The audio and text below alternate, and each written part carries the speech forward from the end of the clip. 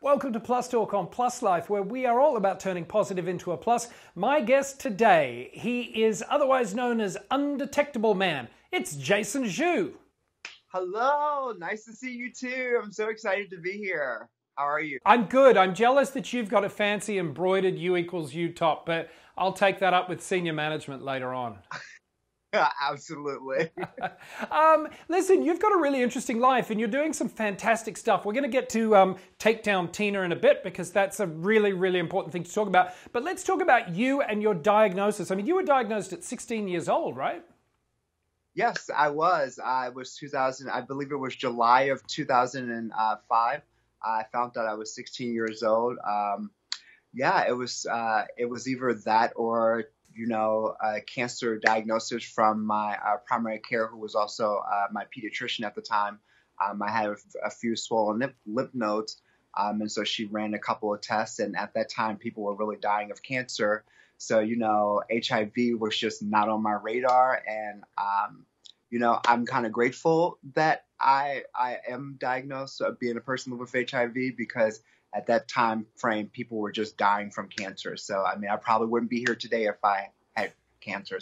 So it was a total shock to you when you were given the diagnosis. Oh yeah, absolutely. Yeah, it was almost like a numbing feeling for sure. But I'm a 16-year-old kid. I have so much boggled up in my mind. I'm not really processing what's going on. It wasn't until later in life when I really had the opportunity to really process what was going on and assess the real situation. We hear a lot. I say it all the time. I think anyone who's living with HIV makes it a mission to say to people, HIV is not a death sentence. It's really not, but you're very vocal about this. When did this advocacy for you come about? I feel as though that in my journey being a person living with HIV, I've always been advocating at some level.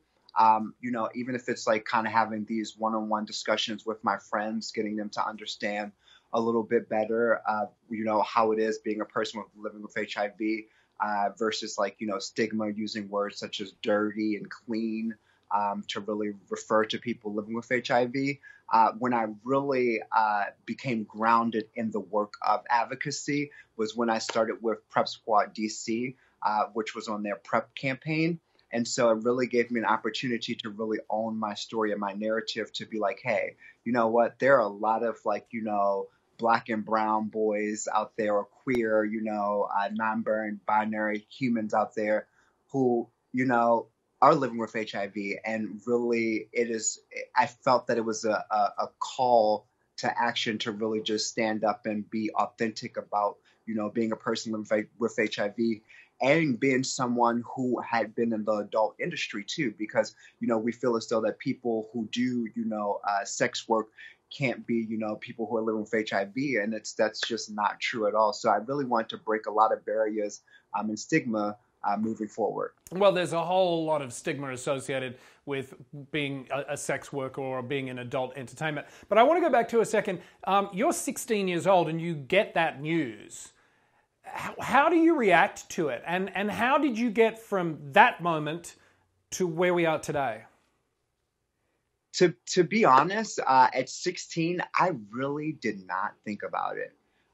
It was something that I never really processed at that moment. I honestly didn't believe the diagnosis when I received it, It was out of sight, out of mind.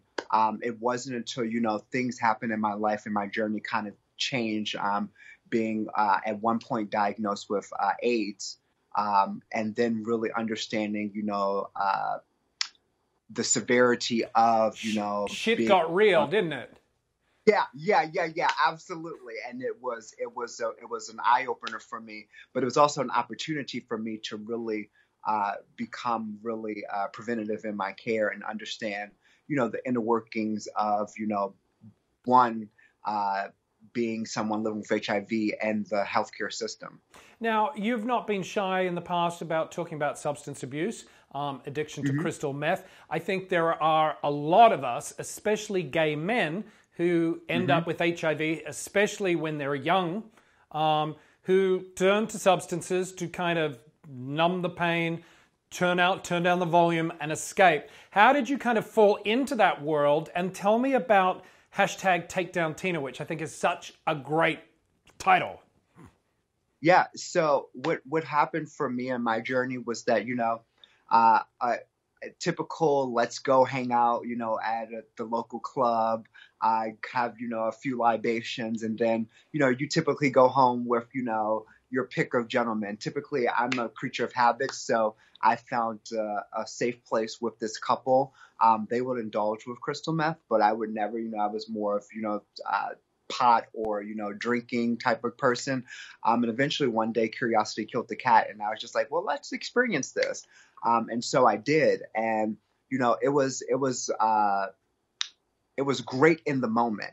But then what happened later in life was just an understanding is that I had to really become comfortable with myself and understanding that, drugs aren't to solve a problem, and, they aren't to avoid a problem, and so really understanding who I am as a person and being comfortable. And still, even today, I still have to become comfortable with myself, because now I'm understanding more about who I am as I am evolving as a human being.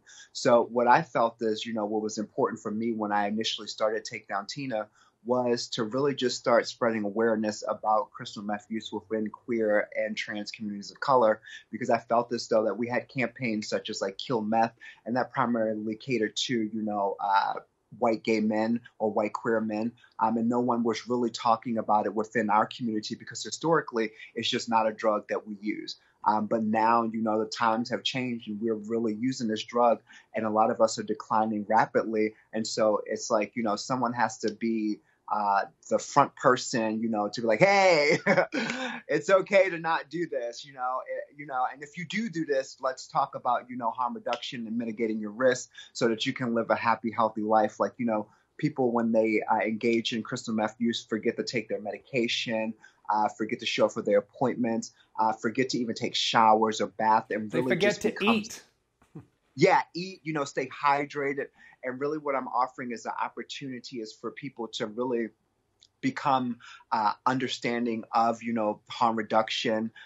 For myself, on my journey, I used to have a thermometer, a O2 monitor, a blood pressure monitor, just all of these things to just make sure that, hey, if something's not right, if I feel like it's uncomfortable, then I need to check on that instead of just immersing myself into this feeling and then eventually possibly overdosing. Wow, that's a really mature and smart approach. And you make a really good point there about a lot of those campaigns were targeted predominantly at white gay men. And the same can be said with how we look at HIV. And as an ambassador for the Prevention Access Campaign, who are friends of ours, and Bruce and U equals U, there is in this country a great struggle to get the U equals U message out into black and brown communities. So what are you specifically doing as Jacen to get that message out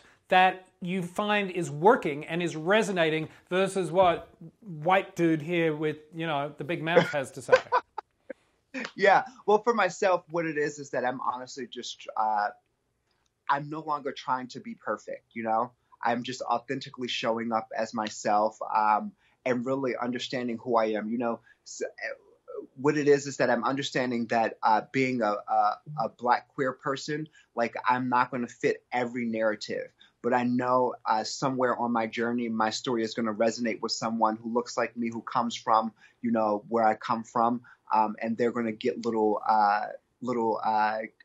nuggets from that. So through that, I am using my platform through sex work to be a vehicle of change for Undetectable Man, which is to spread, the message of U equals U within the community. I chose something that was going to be, fun and upbeat and light, but still something that people could be like, oh, wow, that's kind of cool, exciting. And a lot of us, what people don't understand is that, for black queer men, we love like nerdy stuff. And so I am like one of those people. I love nerdy stuff. I love anime. I love Doctor Who. So I really want to speak to that audience, and then speak to the audience who just loves like some type of animation period, or just the narrative of undetectable man, or just, being a person living with HIV. So yeah, so I am grateful to have that. And moving forward, Undetectable Man will be coming back out even stronger, more authentic. We got some great things coming ahead, because I'm really excited to take it to the next level, because I really feel as though, as we're pushing for, PrEP within our communities, we really need to drive home the same message of you equals you, because a lot of us are living within a lot of stigma and a lot of shame. Yeah. It's time for us to really break through those barriers and overcome that, and really be the front runners of this message. So for those who don't know, who is Undetectable Man, and how does one see Undetectable Man? Yeah, so currently I am creating a new website, and it's going to be undetectableman.org, and it is going to be sponsored by PAC. I have we're working on, rebranding and really doing this the right way. But if you really go on my social media page, especially Twitter, it's going to be Jacen, Jacen _ZHU. You can go ahead and look at a link. I have some wonderful work that I have, because I never want to forget where I started and where I come from.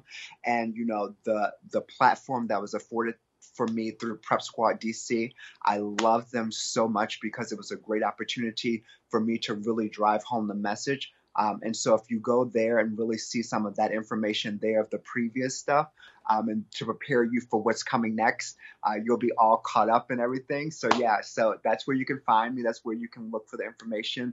And yeah, it'll be amazing. I'm super excited. Well, I've been super excited talking to you, and from all of us at Plus Life, we think you are pretty amazing. You and Undetectable Man. Jacen Zhu, thank you so much for your time. Yay!